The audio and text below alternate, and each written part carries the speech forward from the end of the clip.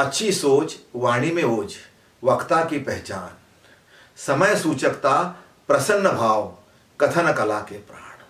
लेखन कला एक उपहार के रूप में हमको मिली है, श्रवण कला एक दूसरे उपहार के रूप में हमें मिली है, और उन 25 उपहारों में से एक तीसरा उपहार है कथन कला।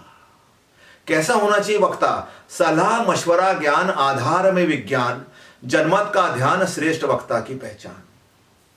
सुननी है आप इस बात, जिसमें आपको कोई सलाह मिल रही हो, जिसमें कोई ऐसा मशवरा मिल रहा हो आपको, जिसमें ज्ञान मिल रहा हो, ऐसी बातें सुनना चाहिए। और शिक्षा संस्कृति संस्कार क्षमा दान उपहार, श्रेष्ठ वक्ता संजोता जन कल्याण का भंडार। ऐसी बातें सुनिए जो शिक्षा से संबंधित हो, जो नया कुछ दे रही हो, संस्कृति से, जो संस्कृति में जो संस्कृति को बढ़ाने का प्रयास कर रही हो, ऐसी बातें सुनिए। और क्षमा दान उपहार, ये तीन के बारे में जो बात करता है, क्योंकि ये तीन बातें हमें पशु तत्व से ऊपर उठा देती है। और श्रेष्ठ वक्ता संजोता जन कल्याण का भंडार, जन कल्याण की जो बातें करेगा, सबके कल्याण की, किसी को नहीं छोड़ेगा, ऐसी बातें हमें कथन के रूप में सुनना चाहिए। और विषय का अभ्यास वक्ता की श्वास, सीमित वक्त में पूर्ण का एहसास है। क्यों? कितना समय मिलता है? कभी 1 मिनट मिलेगा, कभी 2 मिनट मिलेगा, कभी 15 मिनट मिलेगा, लेकिन उसी में उसको अपना सार गर्भित भाष्य पूरा कर लेना है। तो विषय पर पकड़, विवाद से दूर, ऐसे वक्ता के श्रोता भरपूर। विवाद पूर्ण कोई बात वो अपने अंदर रखेगा ही नहीं। क्यों? तैयारी करके आता है, वो अभ्यास है उसका। वो कोई भी ऐसी चीज अपने श्रोताओं को देना नहीं चाहेगा जो उनके अंदर संदेह उत्पन्न करे, संशय उत्पन्न करे, भय उत्पन्न करे, लालच उत्पन्न करे।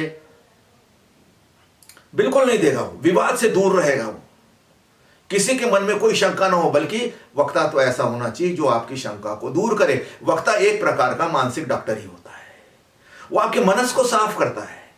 तो शब्दों में रस, वाणी में मिठास, ऐसा ही वक्ता सबसे खास।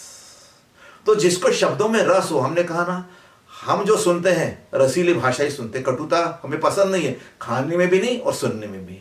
तो शब्दों में मिठास, शब्दों में रस, वाणी में मिठास, ऐसा ही वक्ता सबसे खास। तो होता ही है, ये आपको बहुत अच्छे से मालूम है, सबको मालूम है। अच्छे गाने हम सुनते हैं, अच्छे स्टार को सुनते हैं, हास्य, हमको अच्छे कवि चाहिए रहते हैं, गाने वाले हमें बढ़िया कलाकार चाहिए रहते हैं, हम नाद अच्छे सुनते हैं। शब्दों में रस, वाणी में मिठास तो हमें चाहिए भाई। तो वाणी में सहजता और विषय में सरलता, ये सबसे बड़ी चीज है। वाणी आपको क्लिष्ट बना सकते हो आप, बहुत सारे क्लिष्ट शब्द है जो बोलते भी नहीं बनते, लेकिन वाणी में सहजता, विषय में सरलता, मंत्रमुग्ध श्रोता, वक्ता की सफलता। मंत्रमुग्ध हो जाए श्रोता तो समझो आपका वक्ता सफल हो गया। क्योंकि क्या है? सहज वाक्य होना चाहिए, सरल वाक्य होना चाहिए, जनमत का ध्यान रखता है वो। हमने देखा ना, जनमत का ध्यान रखता है हमेशा। जो वक्ता रहेगा जनमत का ध्यान रहेगा, जन की जो भाषा है उस भाषा में बोलेगा, निचले स्तर पर आएगा कि समझ में आ जाए इनको, तभी तो वक्ता है वो। नहीं तो क्लिष्ट भाषा बोल सकता था वो। पर ये यहां कोई परीक्षा तो नहीं हो रही है, यहां तो एक देन हो रहा है, परमात्मीय देन हो रहा है। इसलिए क्या है? सार गर्भित भाष्य का हास्य से श्रृंगार, तालियों के गूंज से श्रोता करे सत्कार। और श्रोता भी कोई मामूली चीज नहीं होती।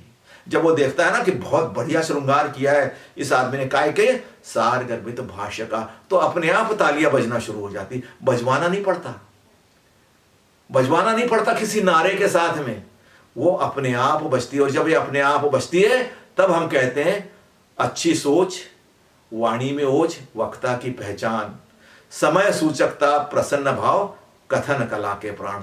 आज इतना ही। नमस्कार और धन्यवाद।